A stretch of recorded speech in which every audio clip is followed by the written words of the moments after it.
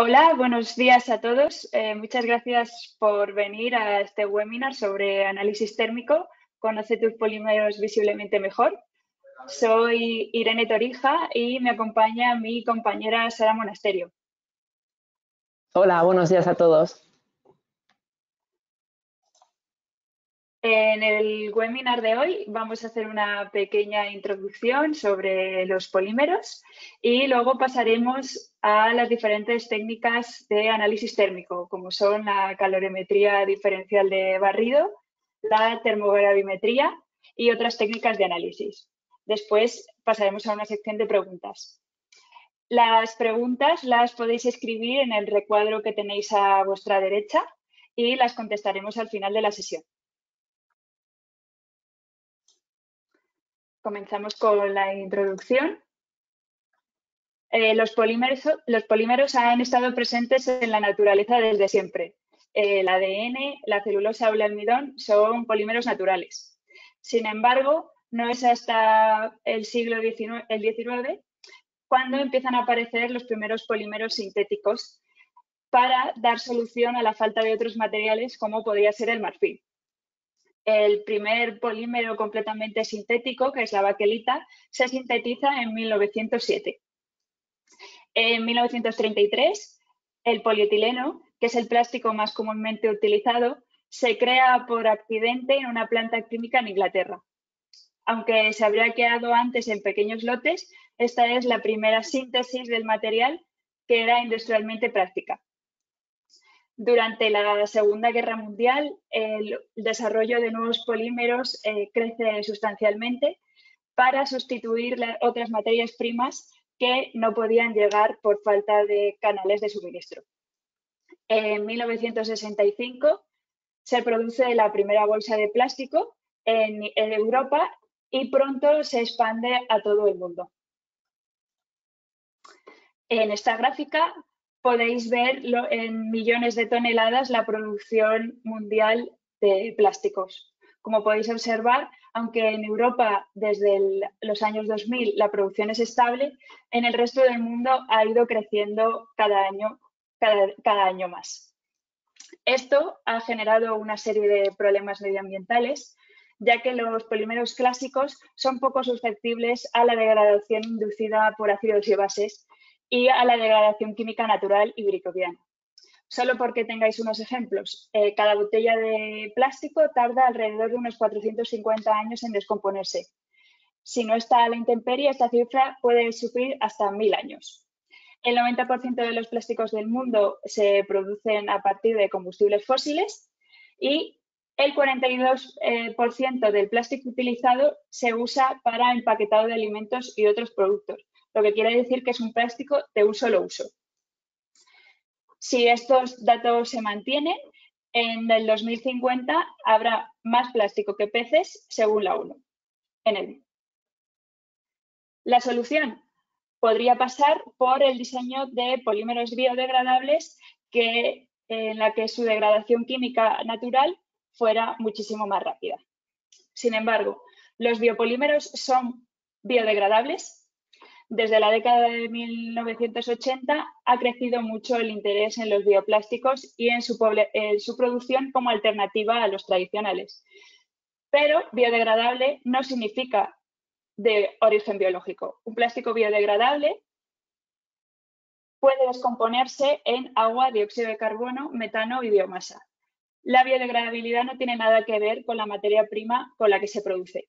Un plástico de origen biológico sí está elaborado de materia prima sostenible, que normalmente suele ser vegetal. Esta gran variedad de nuevos materiales que se presentan en absolutamente todos los sectores requiere una caracterización de todas sus propiedades para conocer su comportamiento y obtener la mejor manera, obtener información para cada una de sus aplicaciones. Los ensayos de caracterización pueden ser de comportamiento mecánico, de análisis térmico, de composición cuantitativa y cualitativa, envejecimiento o biodegradabilidad, como ya hemos hablado. En el webinar de hoy nos centraremos en el análisis térmico. Este proporciona una gran información sobre la estructura y la composición del plástico, y el concepto de análisis térmico incluye muchas técnicas diferentes, como puede ser la calorimetría diferencial de barrido, la termogravimetría, el TMA o el DMA. En las próximas slides iremos profundizando en cada una de estas técnicas. Doy paso a mi compañera Sara, que empezará con la calorimetría diferencial de barrido. Gracias, Irene. Pues la calorimetría diferencial de barrido es una técnica en la que se mide una diferencia de temperatura entre una muestra y una referencia y se mide, bueno, o bien en función de la temperatura en un determinado tiempo o a una temperatura, digamos, de interés. En esta imagen que vemos a la izquierda se muestra lo que sería el horno del DSC, en el que por una parte se coloca la referencia y por otra parte la muestra, y entonces, bueno, se aplica una rampa de calor, de calentamiento y enfriamiento, y el resultado se graficaría en una curva muy parecida a la que vemos en la imagen de la derecha, en el que se observan todo tipo de eventos que presentan a la hora de hacer la caracterización del polímero o el material en sí de estudio. Los factores que principalmente afectan a la medida son varios. Entre ellos está el tipo de portamuestras que se quiere usar según el tipo de material y a la temperatura de trabajo que se quiere alcanzar. Tanto la tasa de calentamiento como de enfriamiento que se emplea, el rango de temperatura en el que se puede operar y se desea operar, la preparación de las muestras. En este caso también, pues, esta parte es importante a la hora de poder tener un buen área de contacto entre la muestra y el portamuestras, y la historia térmica que tiene en sí el material. Vale. En la siguiente slide podemos ver en el rango de temperatura en el que te puede trabajar el tipo de DSC que ofrecemos desde la firma Hitachi. Puede trabajar desde menos 150 grados hasta 725 grados con opción de poder incluirle o bien un cooling eléctrico o la unidad de líquido, nitrógeno líquido, para poder alcanzar ese tipo de temperaturas. Aunque también puede trabajar directamente con aire comprimido, en el que ya iría desde temperatura ambiente hasta los 725. Entonces, bueno, tiene esta versatilidad en cuanto a requerimiento, ¿no?, de cada usuario para cada aplicación. En la siguiente slide podemos ver que según la necesidad que requiera el usuario se puede trabajar con diferentes atmósferas. Lo más normal es que el usuario quiera trabajar con nitrógeno, ya que es inerte, es barato y bueno, y tiene también una buena conductividad térmica, que esto es muy importante en cuanto a la técnica DSC. Pero sí que es verdad que para otro tipo de experimentos, como pueden ser los de estabilidad de oxidación, sí que en este caso se requiere una atmósfera reactiva, y para ello pues se puede usar aire u oxígeno. Oxígeno generalmente es mejor por su pureza, entonces, bueno, esto ya queda a manos del usuario. Y luego también, por otra parte, en raras ocasiones también se pueden usar argón y helio. Pero bueno, en nuestro caso tenemos también la posibilidad de añadir hasta 3 líneas de flujo, por lo que, bueno, habría la posibilidad incluso de poder trabajar con 3 líneas, 2 o las que se necesitara. Los datos típicos que se pueden obtener de un DSC son varios. Generalmente, como decía bien Irene, pues se estudia el comportamiento de cambios físicos y cambios químicos. Dentro de los físicos, pues estarían incluidos la fusión, la cristalización, todo tipo de transiciones vítreas que pueda sufrir el material y la determinación de la capacidad calorífica. Y en cuanto a las reacciones químicas, pues ahí ya nos vamos a reacciones de curado y reacciones de oxidación. Esta imagen muestra un gráfico típico de DSC que se puede obtener por el tipo de muestra. Obviamente los eventos que vengan en cada muestra dependerá si estamos trabajando con un polímero cristalino, un amorfo o con una mezcla de ambos, ¿no? De la parte, un porcentaje de cristalinidad y otro porcentaje de morfismo.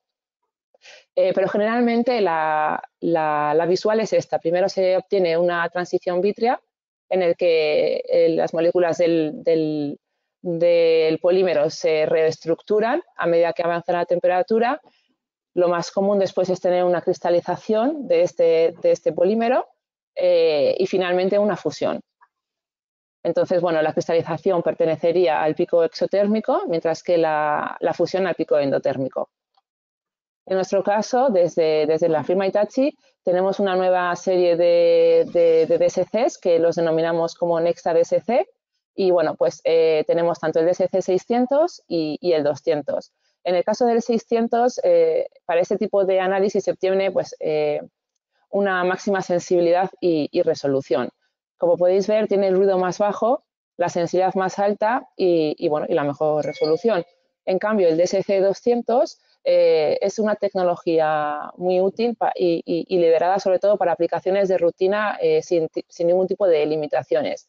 Tiene también poco ruido, una alta sensibilidad y una buena resolución. En ambos casos, como hemos visto anteriormente en el rango de temperatura, pues pueden operar según las necesidades del usuario desde menos 150 grados hasta 725 grados. La diferencia en la sensibilidad entre uno y otro recae principalmente en que en el DSC 600 hay tres tipos de termopares que detectan el calor diferencial que se genera entre la muestra y la referencia. Entonces, esto hace que se logre una alta sensibilidad, ¿de acuerdo? En el caso del DSC 200 no tenemos como tal tres termopares, los tres termopares colocados tanto en la muestra como en la referencia, sino que tenemos un soporte de oro, que en este caso este soporte de oro está diseñado y optimizado para tener una precisión calorimétrica y de alta temperatura. En cuanto como bien decíamos, el sistema es capaz de alcanzar temperaturas muy bajas de operación. Entonces, una de las ventajas que tiene tanto el DSC 600 como el 200 es que tiene una refrigeración dual, que ya viene incluida de serie en el equipo, en ambos instrumentos, como decía. Entonces, el sistema de aislamiento de 3 capas detiene lo que sería el calor residual y esto hace que mejore la sensibilidad de la línea de base, que esto es muy importante en cuanto a fiabilidad de los resultados, ¿no? Que uno quiere obtener. Entonces, la tecnología conjunta esta tecnología conjunta del aislamiento de 3 capas, junto con el diseño del horno, hace que tenga una baja conductividad térmica a alta temperatura y una alta conductividad térmica a baja temperatura. Entonces, bueno, esto es lo que le da a ambos instrumentos, a ambos equipos, un amplio rango de temperatura y una rápida velocidad de enfriamiento. Además, es interesante mencionar que el usuario podría incluso conectar 2 sistemas de enfriamiento a la vez. Es decir, si necesita usar el intracooler, lo podría acoplar con el nitrógeno líquido y viceversa. Y si el usuario necesitara solo usar un tipo de enfriamiento, también es posible adaptar el sistema para estos casos. Como mencionábamos, estas optimizaciones que tienen los 2 equipos hace que la estabilidad en la base de línea sea pues, muy precisa y de muy buena calidad. De hecho, en estos tipos de sistemas Nexta hay una diferencia en la base, es decir, los resultados que puede obtener el usuario tienen una desviación estándar de más o menos 5 microvatios. Esto, en comparación, por ejemplo, a otras firmas, es una estabilidad inmejorable. De hecho, podemos verlo en estos 2 ejemplos, como también veremos más adelante en algunas aplicaciones. Por ejemplo, en el gráfico de la izquierda, en el ejemplo 1, aquí perdón, se han cogido un mismo material, ¿vale? Un mismo polímero y se ha llevado a cabo 3 experimentos para ver la fiabilidad y la resolución también de la línea base. Como veis, pues están todas prácticamente las tres superpuestas. Y lo mismo vemos en el ejemplo número 2, que es el gráfico de la derecha, en el que muestra una transición vítrea muy baja.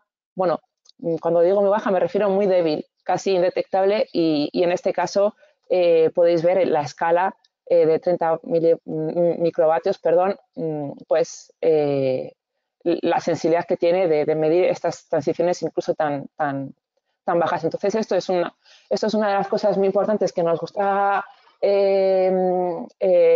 mencionar, porque claro, esto da fiabilidad, como decíamos antes, en el resultado, y entonces uno no piensa que puede ser un ruido que pueda ser generado por el equipo. También es una de las cosas que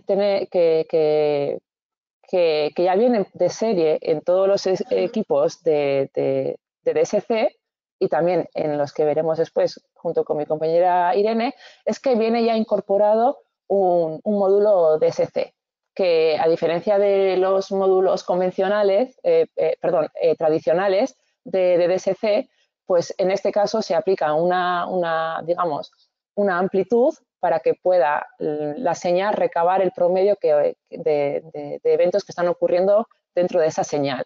Y entonces esto hace que sea una técnica precisa y sobre todo útil para cuando avienen o están ocurriendo eventos casi en el mismo rango de temperatura. Bueno, es ideal sobre todo para eso, para aplicaciones para aplicaciones de resina, y luego pues para eventos térmicos que se pueden ocultar por evaporación. Como veremos más adelante, pero voy a adelantarlo, en este tipo de DSC modulado permite perfectamente diferenciar el flujo de calor reversible como el no reversible, y aportando también un flujo de calor total. Eso lo veremos después con un ejemplo.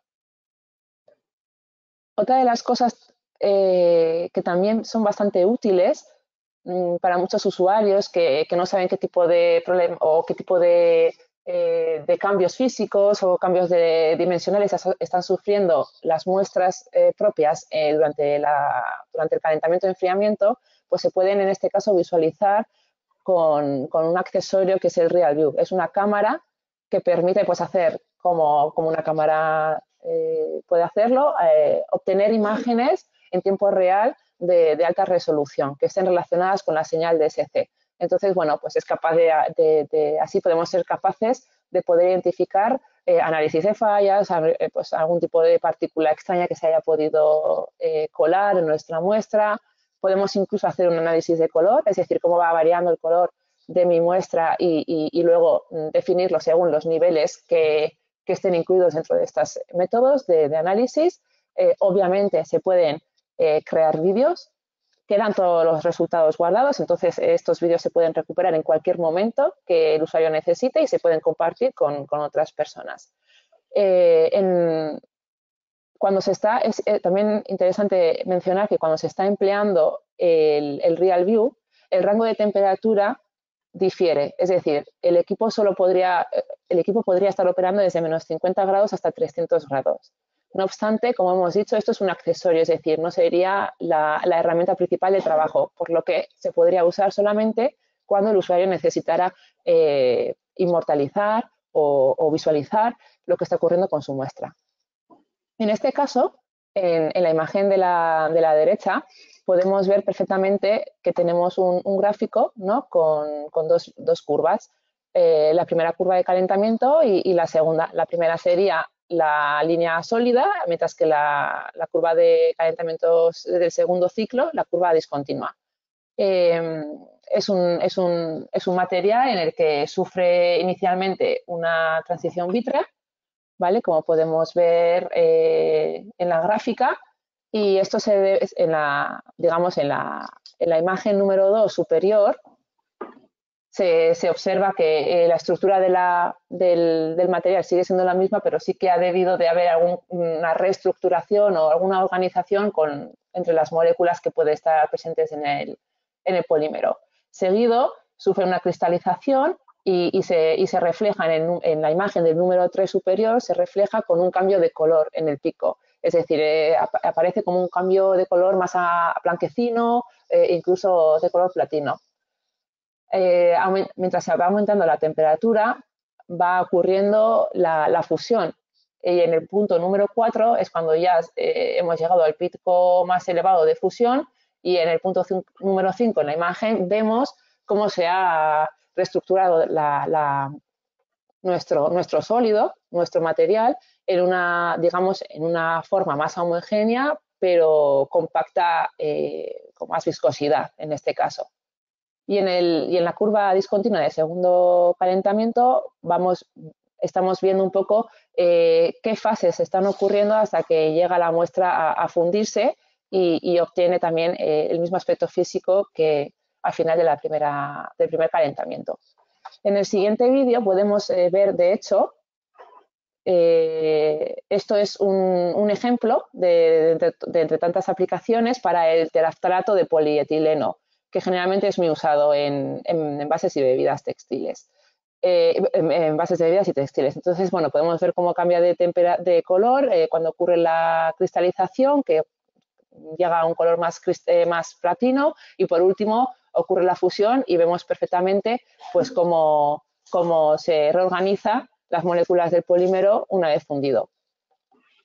Entonces, claro, esto es muy útil verlo con el Real View, ya que, bueno, sin esta aplicación pues es imposible ver y apreciar pues todos estos cambios de color, de forma y de tamaño.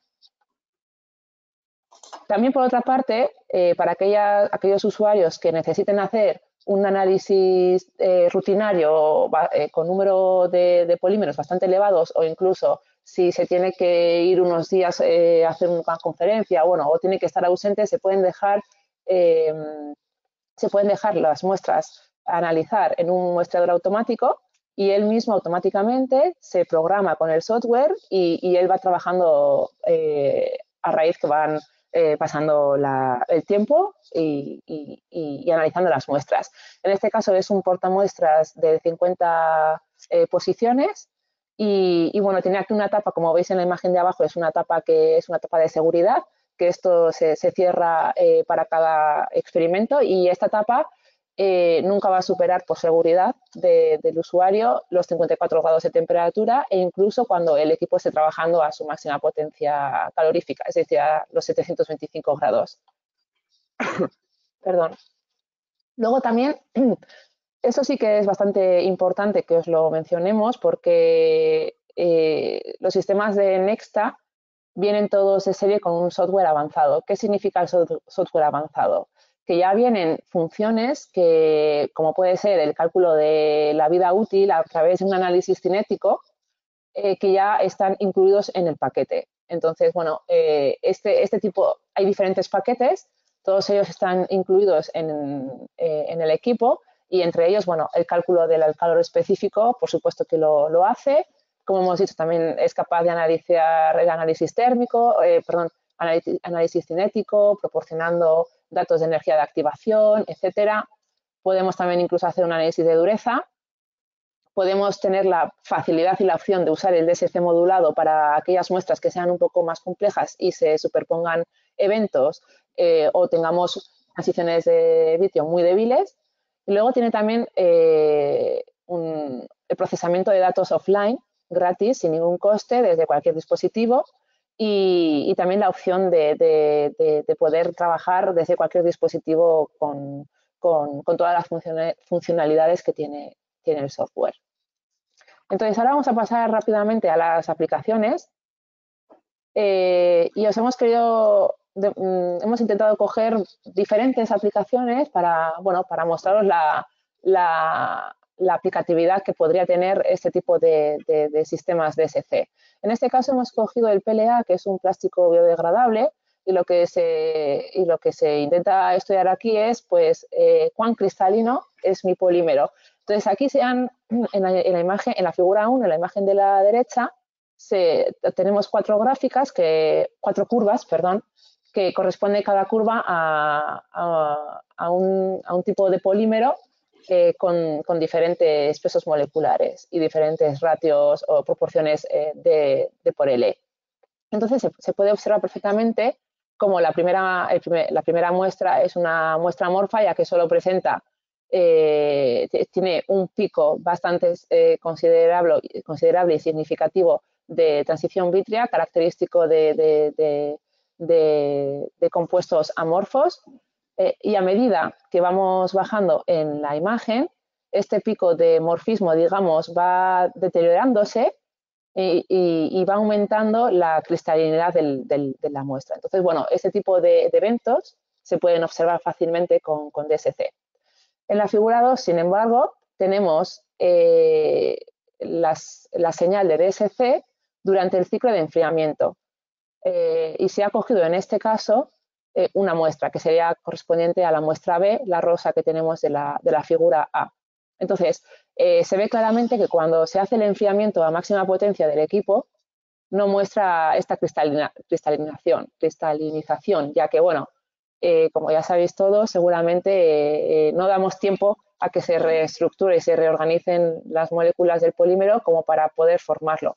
Entonces, digamos que le metemos tal shock que le impedimos hacer este trabajo. Entonces, luego, lo interesante es hacer diferentes pruebas a diferentes velocidades de enfriamiento. Y se puede observar que la cristalinidad del material va aumentando a menores velocidades de enfriamiento. Y esto os lo podrá detallar después Irene en una de las slides un poco más teóricamente.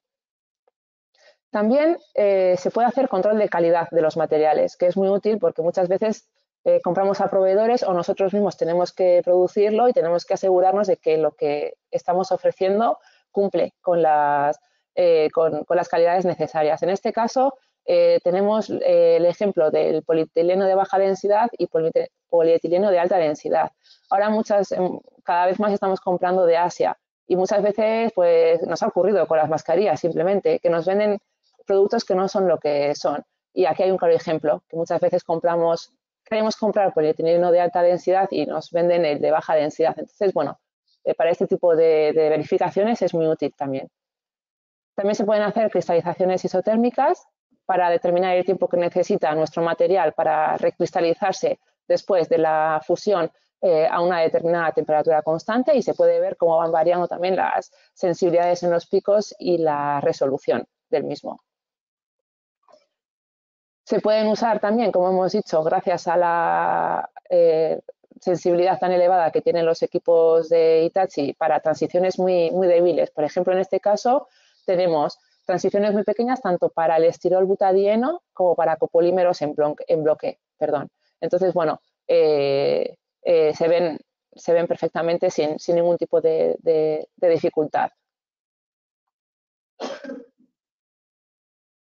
En este caso tenemos una aplicación para la temperatura, para el DSC modulado, como hemos comentado anteriormente, y en este caso pues es útil para generalmente pues para su posición de eventos, ¿no? Pero en este caso estamos mostrando qué es lo que está ocurriendo en una muestra curada. Entonces, los gráficos del recuadro azul corresponden a un DSC tradicional, mientras que los gráficos mostrados en el recuadro rojo corresponden al DSC modulado. Y se ve perfectamente. La diferencia es que con el DSC modulado, solamente haciendo un ciclo de calentamiento ya puedes obtener información. Por lo que en un DSC tradicional, generalmente, cuando no vemos bien los eventos que están ocurriendo, tenemos la necesidad de hacer un segundo ciclo de calentamiento. Entonces, bueno, esto sería un ahorro de tiempo, una verificación mucho más directa y además obtengo información de eventos no reversibles y del calor total, por ejemplo. Y ya como última aplicación, como mencionábamos en el tipo de atmósferas reactivas que se podían emplear, en este caso, pues se lleva a cabo en este caso se funde inicialmente en este pico que vemos aquí la muestra y cuando ya la muestra está fundida se hace un cambio automático que lo hace el software directamente desde el control set point que hemos instalado, hace un cambio automático al gas oxígeno y entonces vemos el tiempo que necesita nuestra muestra para oxidarse. La diferencia en este caso, han usado dos muestras diferentes y bueno, pues la muestra 2 parece que tiene más facilidad para protegerse contra la oxidación respecto a la muestra 1. Esos son un poco los ejemplos del DSC y ahora mi compañera Irene pues pasará con la termogravimetría. Gracias, Sara. Empezamos. El análisis termogravimétrico consiste básicamente en someter a una muestra a una temperatura, a una rampa de temperatura programada y monitorizar los cambios de peso que sufre. Se puede medir la cantidad de desorción o descomposición de la muestra en porcentaje o en miligramos y además la temperatura de inicio de descomposición térmica se puede analizar observando en qué momento la muestra empieza a perder peso. En este diagrama que veis ahí a la izquierda se muestra un ejemplo de un diagrama de TGA. Este es el oxalato de calcio monohidratado. Como podéis ver, en un principio el porcentaje de la muestra es un 100% y a partir de los 300 grados más o menos empieza a perder un 12,4%. Eso correspondería a la molécula de agua.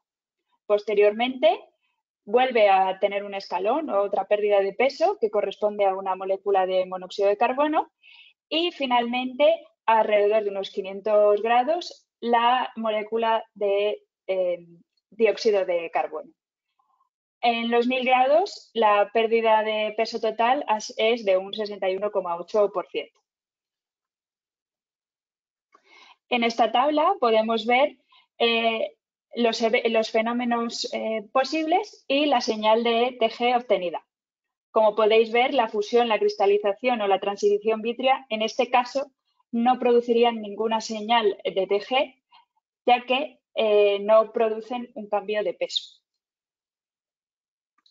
De nuevo, los factores que afectan a la medida son similares a los que ha comentado mi compañera Sara. Los crisoles de muestra. Los crisoles de muestra sobre todo limitan en el rango de temperaturas del análisis. Es muy común usar, por ejemplo, los de aluminio, pero estos solo permiten llegar hasta los 600 grados. Para llegar a temperaturas más altas habría que utilizar, por ejemplo, crisoles cerámicos. El tipo de balanza, el peso de la muestra o la tasa de calentamiento, como ya hemos mencionado antes. El tipo de balanza. Existen diferentes configuraciones en los equipos del mercado que se muestran en la imagen. En la primera tenemos que la balanza está por encima de la muestra y esta está suspendida. El flujo de gas va de arriba hacia abajo, lo que es contrario al flujo natural, por lo que podría generar turbulencias impactando en la evolución de la masa y además requiere un alto flujo de gases. En la segunda opción, a la derecha, vemos que la balanza está por debajo. En este caso, el flujo de gases sí sigue el flujo natural, pero esto puede provocar efectos de flotabilidad. Y por último, en la horizontal, vemos que la balanza está lateral a la muestra. Esto, el flujo de gases de esta forma, ayuda a salvar la balanza, ya que en ningún momento los gases desprendidos de la muestra entran en contacto con la balanza. El peso de la muestra normalmente se utiliza en unos 10 o 20 miligramos, pero el peso de la muestra afecta a la temperatura de inicio de la pérdida de peso, como podéis ver en la gráfica que tenéis a la derecha, a la resolución, a la precisión y a la sensibilidad de la medida. El rango de temperatura. Normalmente en este tipo de pruebas se inicia a una temperatura ambiente y la temperatura final está determinada por el último evento de interés que queramos medir. Tiene que ser aproximadamente unos 2 minutos después de este evento. Y luego, como ya he comentado, existe limitación del crisol. Los crisoles de aluminio solo permiten llegar hasta 600 grados y para llegar a temperaturas más altas podría utilizarse crisoles cerámicos. La tasa de calentamiento, de nuevo, esto también lo comentó mi compañera Sara, dependiendo, la velocidad está más o menos entre 5 y 20 grados centígrados por minuto, pero la inercia térmica hace que el inicio de la temperatura de la pérdida de peso, la resolución y la precisión también puedan verse afectadas. La atmósfera. Normalmente se suele trabajar con atmósfera inerte, que es algo bastante importante y a veces difícil de conseguir, pero también se pueden utilizar gases reactivos como el oxígeno, gases reductores como el hidrógeno o corrosivos o húmedos. Es muy importante que el cambio de gas durante el experimento no afecte a los resultados. Como veis en la imagen de la derecha, en un primer momento empieza con una atmósfera inerte de nitrógeno y a partir de unos 588 grados empieza el oxígeno, lo que provoca la degradación de la muestra. Como hemos comentado antes, el del TG no puede detectar ciertos eventos. Entonces, los sistemas STA permiten la ejecución tanto de un TG como un DSC simultáneamente. El DSC muestra el análisis calorimétrico para la cristalización y fusión y el TG muestra los cambios de peso de la muestra. En la gráfica que tenéis a la izquierda, en color verde se representa la gráfica del DSC y en azul el TGA. Este tipo de análisis nos da una visión muchísimo más completa de nuestra muestra y aparte de que nos permite ahorrar tiempo en análisis. Completamos esta tabla y como podéis ver, todos los eventos serían reconocibles mediante los análisis de STA. Los equipos de Hitachi muestran resultados superiores de TGA gracias a su diseño de horno horizontal de AA y un control óptimo de la temperatura y un intercambio de gases eficiente. Además, aportan datos de calidad SC que permiten la medición de la entalpía cuantitativa y del calor específico. Además, también se puede incorporar el sistema RealView, que ha comentado mi compañera Sara, para imágenes de alta definición en tiempo real y dispone de un software adaptable incluido con el suministro del equipo. Existen varios modelos, van desde la temperatura ambiente hasta 1100 en el caso del STA200 y hasta 1500 en el caso del STA300. Como comentaba, el diseño de AA compensa automáticamente la variación de la expansión térmica y mejora la estabilidad de la línea base, lo que aporta mejores límites de detección. El alto flujo de gas de la muestra protege la balanza y nos permite un bajo mantenimiento y como es un diseño de AA, se puede evitar los efectos de flotabilidad sin necesidad de hacer medidas secundarias. Además, tiene una alta resistencia a las perturbaciones externas. La balanza está térmicamente aislada. Normalmente, la desviación de la línea base ocurre debido a la histéresis del programa de temperatura o a factores ambientales. En este caso, en el sistema de Hitachi logra una estabilidad inferior a 10 miligramos que no se ve afectada por el programa de temperatura. Como podéis ver, entre el horno y la balanza existe una zona de cooling para que el calor del horno no afecte a la balanza.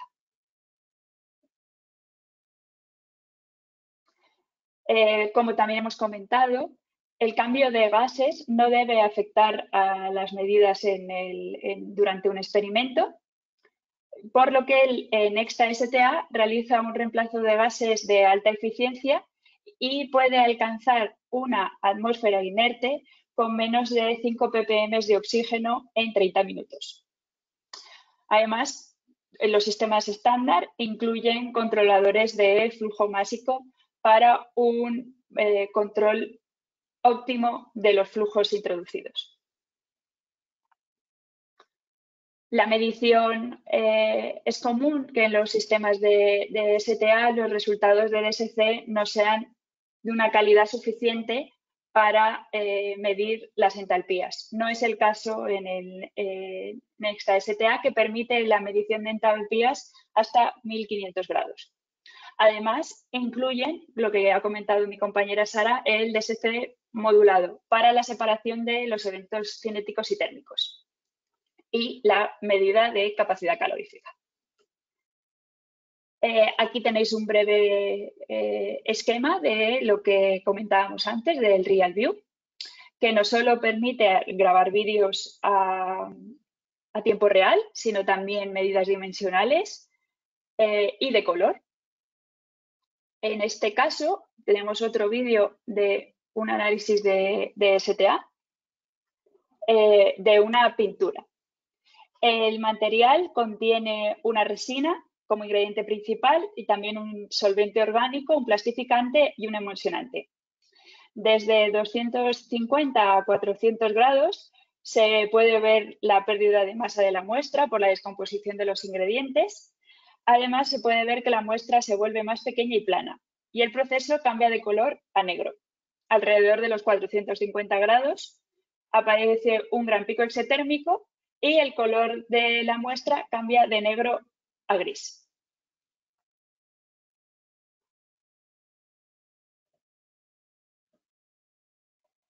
Pasamos a las principales aplicaciones de esta técnica. La caracterización de cauchos. El caucho es un polímero versátil que tiene miles de usos en la actualidad. El caucho natural está hecho de látex, que se extrae de los árboles y se ha utilizado durante siglos. Para algunas de las aplicaciones también se usa caucho sintético. Sin embargo, en ambos tipos se mezclan con aditivos para lograr propiedades específicas. Las diferencias en estas características se deben al tipo de caucho y a los aditivos incluidos. Esto se puede analizar mediante el STA. En este caso, vemos el estudio del estireno butadieno. Se puede ver cómo en la curva termogravimétrica el peso a partir de 500 grados desciende hasta un 99%, o sea, se pierde un 99% de la muestra. Esto quiere decir que el 99% era el polímero y el 1% restante pueden ser agentes vulcanizantes o compuestos metálicos añadidos como catalizadores. Además, gracias a la derivada, que también se muestra en la gráfica, podemos ver que este proceso se produce en dos etapas. La curva del DSC nos da información sobre las reacciones que ocurren dentro de la muestra y en el gráfico podemos ver que hay un pico exotérmico a 360 grados, que se puede atribuir a la recombinación del butadieno después de una ruptura de la cadena del polímero. Por otro lado, también podemos analizar el neopreno. En este caso, se llevó a cabo tanto en atmósfera inerte con nitrógeno como en aire. El análisis en atmósfera de nitrógeno muestra una pérdida de peso con una reacción exotérmica alrededor de unos 330 grados. Podemos suponer que esto se debe a la deshidrocloración de la muestra y dentro del análisis de atmósfera de atmósfera de aire muestra la descomposición de oxidación del negro de carbón entre unos 400 y 600 grados.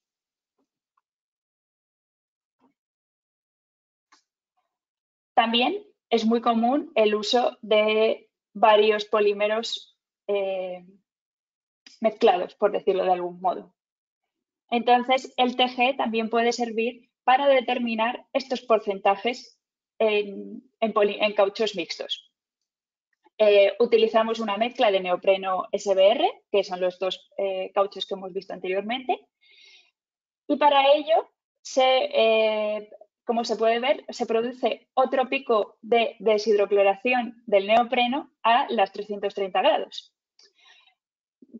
Mediante el porcentaje del cálculo de pérdida de peso, se puede calcular el contenido de neopreno. En este caso, la pérdida de peso ha sido de un 26,9%, lo que equivale a un 54,7% de neopreno.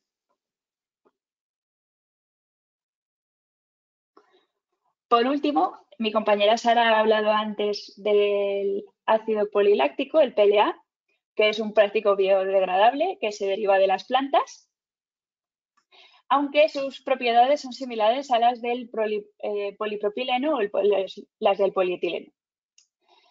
La química del PLA no es del todo sencilla, ya que los monómeros, el monómero del PLA, el ácido láctico, tiene átomos de carbono asimétricos que se comportan como isómeros ópticos.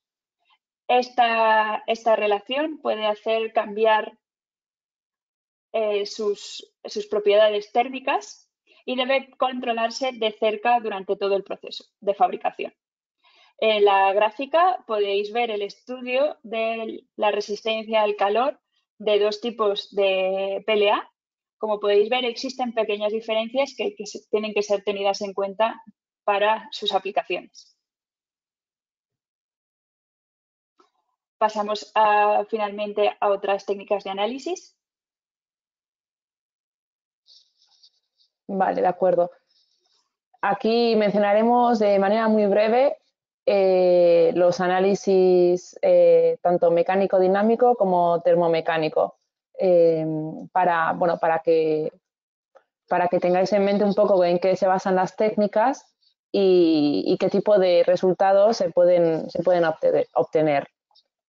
En este caso vamos a empezar con análisis mecánico-dinámico, que en esta técnica se aplica una fuerza oscilante denominada como tensión a una determinada muestra. Y entonces se mide pues, el cambio que pueda tener la muestra en cuanto al comportamiento mecánico generada por una deformación en condiciones de temperatura controlada, tanto en función del tiempo, la frecuencia, la tensión o bien combinaciones entre estos parámetros. En la imagen que tenemos en la izquierda es un esquema muy básico de lo que constaría un DMA, una técnica DMA. Entonces, bueno, como bien está descrito, pues la muestra, que es la rosita, digamos, se sujeta en el cabezal de medición. Durante esta medición aplicamos una tensión oscilante sinusoidal y esto viene hecho a través de la sonda que tenemos descrita en la imagen. Se detecta entonces en este momento el tipo de deformación que es causada por la fuerza que hemos aplicado y entonces se mide qué tipo de relación podría haber entre la deformación y esta fuerza aplicada. Este tipo de análisis es muy común en polímeros, pero también en otro tipo de materiales, ya que bueno, permite determinar las propiedades elásticas y viscosas de nuestro material a partir de la fuerza que hemos aplicado. Y entonces, bueno, la deformación pues, viene graficada en función de la temperatura o tiempo. En la imagen, en el gráfico que tenemos en la siguiente slide, es un gráfico típico de lectura típica que obtenemos generalmente al finalizar el análisis de DMA. Entonces, obtenemos tres tipos de curvas. La curva verde, que sería la E', que hace referencia al módulo elástico de almacenamiento, es decir, me da información sobre cómo de elástico es mi material, mientras que el módulo E2' es el módulo elástico de pérdida. Esto significa que principalmente nos proporciona datos sobre la viscosidad que puede tener la muestra. Y entonces la relación que estábamos comentando en la slide anterior sobre la deformación me la da la tan delta, que es la tangente de pérdida. Y en este caso nos da la relación entre viscosidad y elasticidad. Como bien sabréis, generalmente todos los materiales tienen siempre una mezcla entre viscosidad y elasticidad. No hay ningún material, digamos, quizás que sea 100% viscoso o 100% elástico. De ahí que sea interesante la medida de la tangente de pérdida. En el caso de Hitachi, nosotros tenemos este equipo que es el DMA 7100, que bueno, tiene diferentes características y aquí hemos resumido un poco pues las más importantes que consideramos nosotros, ¿no? Sobre todo es la sensibilidad. Todos los equipos de Hitachi son sensibles, eso nos ha quedado claro, pero en este caso el DMA tiene quizás una sensibilidad mayor que el DSC para detectar diferentes transiciones vítreas. Por ejemplo, es capaz de detectar transiciones vítreas alfa, gamma, que quizás con el DSC pues se puedan detectar, pero no con esa misma precisión como con el DMA. Tiene la posibilidad de poder trabajar con muestras blandas y rígidas, y luego tiene una aplicatividad bastante versátil, porque puede o bien trabajar de manera dinámico, es decir, en modo DMA, pero también tenemos la opción de hacer este cambio y trabajar en modo estático, en el modo TMA, es decir, sin aplicar una fuerza oscilante en este caso. También hay, como en todos los equipos, existe un software.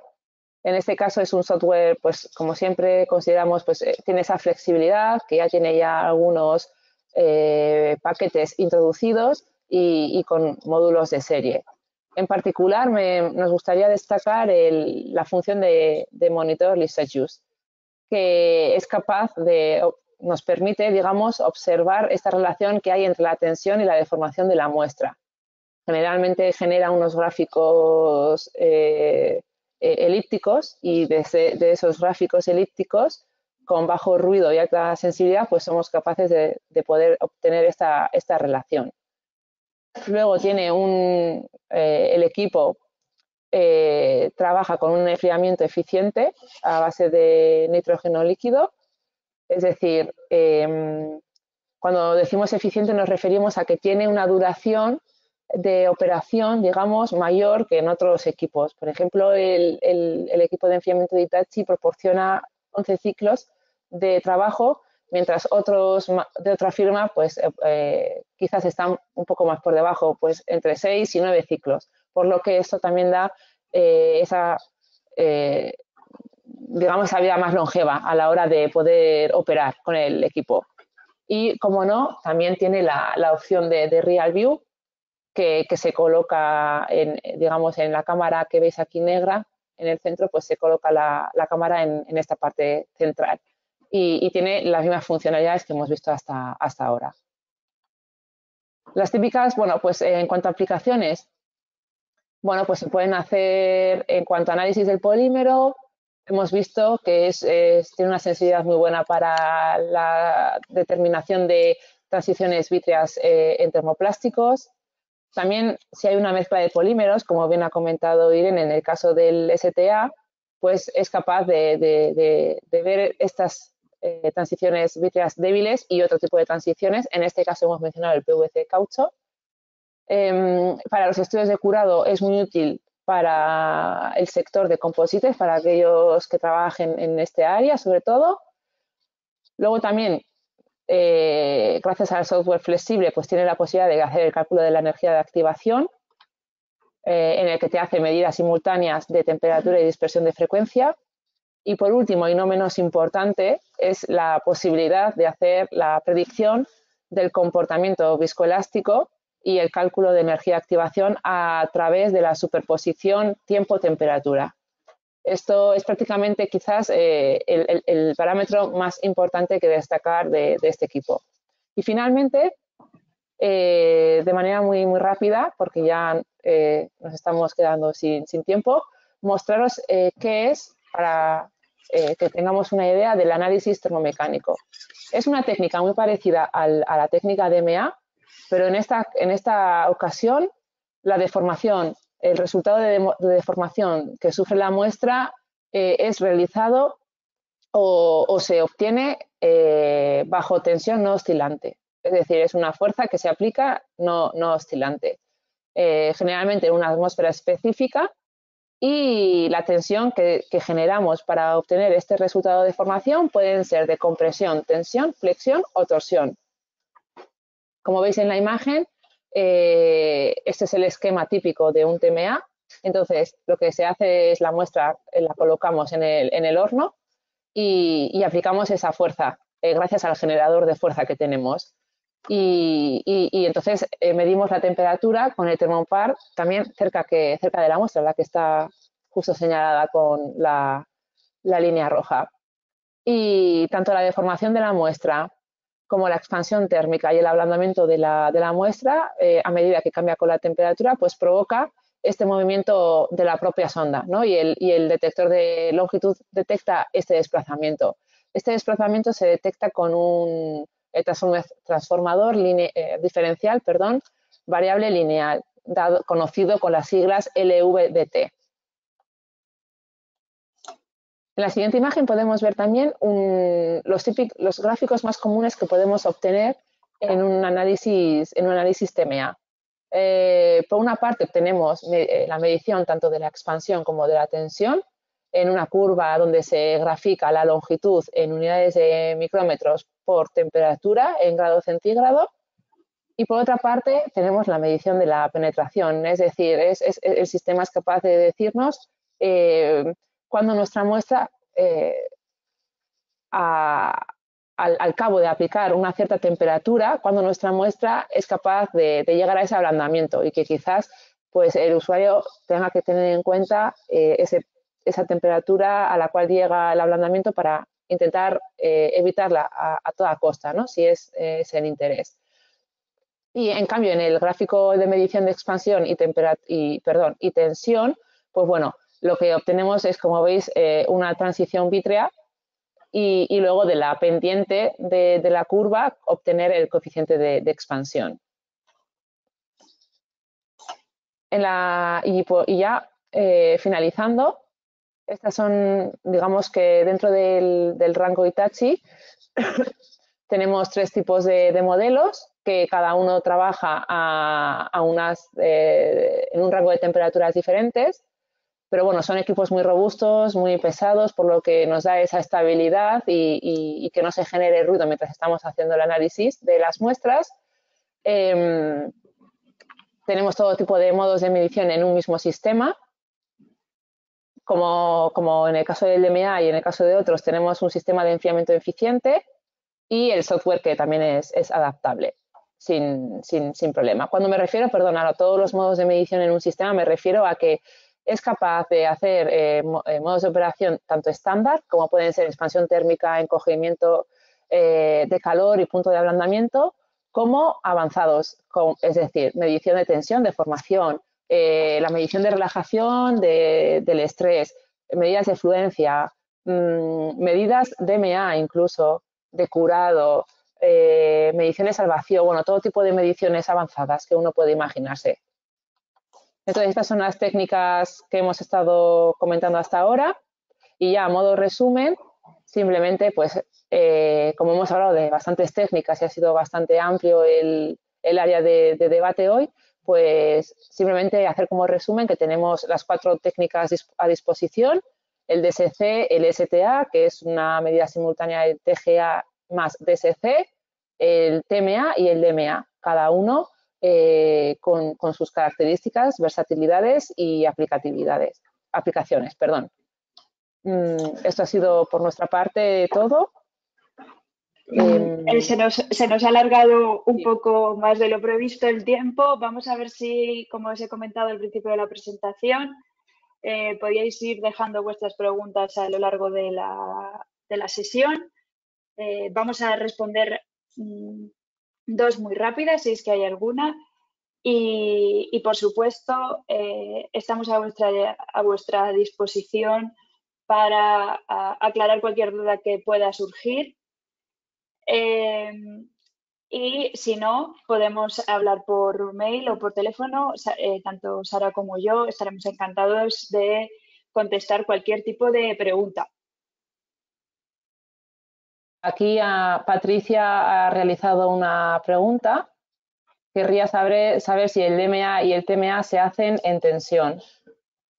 Generalmente, Patricia, en este tipo de equipos, lo que se hace es aplicamos una fuerza que es la tensión. Y a raíz de aplicar esta fuerza con sus correspondientes sondas para determinado material con características dimensionales específicas por cada material, al aplicar esta tensión obtenemos este resultado de deformación. No sé si es esa la respuesta que estabas esperando o si hemos entendido la pregunta de otra manera. De todas formas, nos pondremos en contacto con todos vosotros, ¿vale? Para aclarar cualquier duda que pueda surgir y para ampliar la información de estas respuestas que estamos ahora mismo dando.